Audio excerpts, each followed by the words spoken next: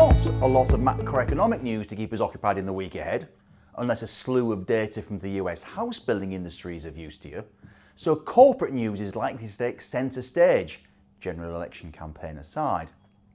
Around 10 FTSE 100 firms are scheduled to release first half or full year results, publish a trading statement or host an analysts meeting, and there's a wide range of mid and small caps who are set to do the same.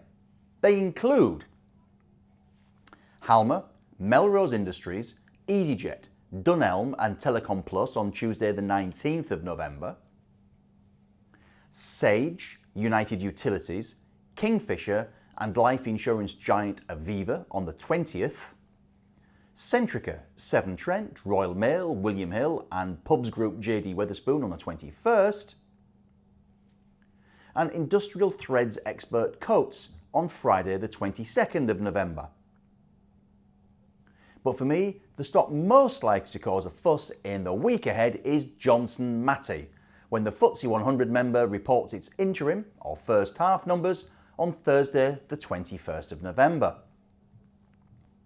Now, as you can see here, shares in the chemicals company have made little progress over the past 12 months, and they actually stand around 15% below the high they reached in the summer of 2018.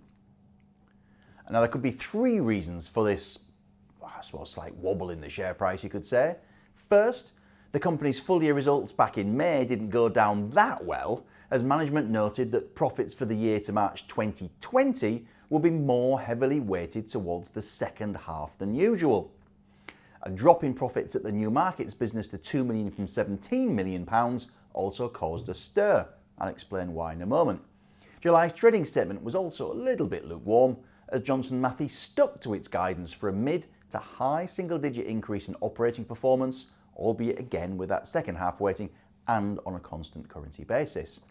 Second, well, the global car market's weak, thanks in part to the threat of tariffs between the US and leading European, Asian and Japanese producers. You've also got the impact on diesel sales of the rumbling emissions scandals. There are also signs that US truck volumes are starting to sag a little bit after a very good run. And thirdly, investors are clearly concerned about the overall threat posed to the auto catalysts business at Johnson Matthey by the switch to hybrid and electric cars, which will not require catalytic converters.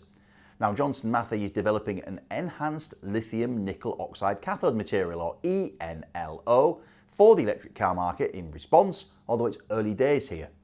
The company is on track to start commercial production of ENLO in its financial year to March 2022 at a newly commissioned factory in Poland. Now, investors and analysts will be looking for updates on ENLO when Johnson Matthey reports its interims on the 21st, and they'll also be looking for insight on performance across the firm's four divisions, which are, just to remind you, clean air, efficient natural resources, health and new markets. Now, to put those in perspective, we can see Johnson Matthey's sales mix here, with clean air, the unit that provides the catalytic converters to cut automotive emissions, still dominant at around 70% of the total, or 2/3 anyway. The new markets business, which analysts say is the highest growth potential thanks to its plans to attack the market for batteries for electric cars, well, it's still pretty tiny by comparison. This next graphic then shows underlying operating profit by division. Again, clean air is the biggest by miles, and new markets is very, very small, albeit again with very, very big potential.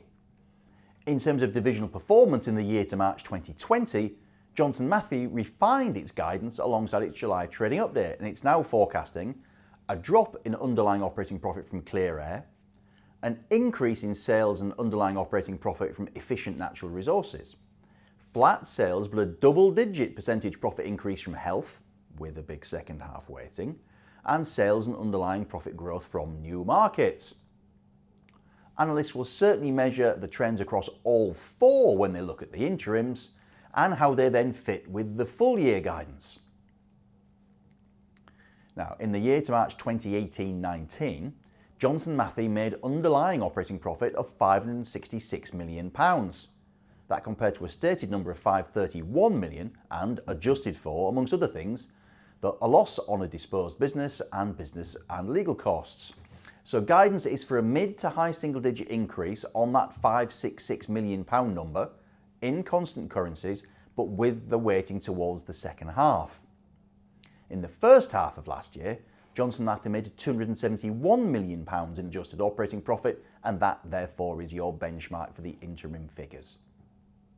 The next graphic shows the trend in stated and adjusted pre-tax profit, where the consensus forecast is currently looking for a 10% increase in the underlying number. And again, that's at the pre-tax profit, not underlying operating. The final number to watch then is the dividend. Johnson Matthey is one of the elite club of 26 FTSE 100 firms that's grown its ordinary dividend every year for the last decade.